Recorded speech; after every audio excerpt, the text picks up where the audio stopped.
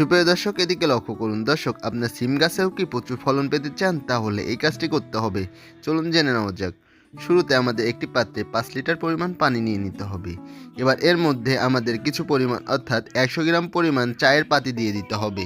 আর এই চা পাতিতে থাকে প্রচুর পরিমাণে নাইট্রোজেন, যা গাছের ক্লোরোফিল তৈরিতে সহায়তা করে। এবার এর মধ্যে আমাদের আরও 250 গ্রাম পরিমাণ সরিষার খোল নিয়ে নিতে হবে। আর এতে থাকে প্রচুর পরিমাণে ফসফরাস এবং পটাশিয়াম।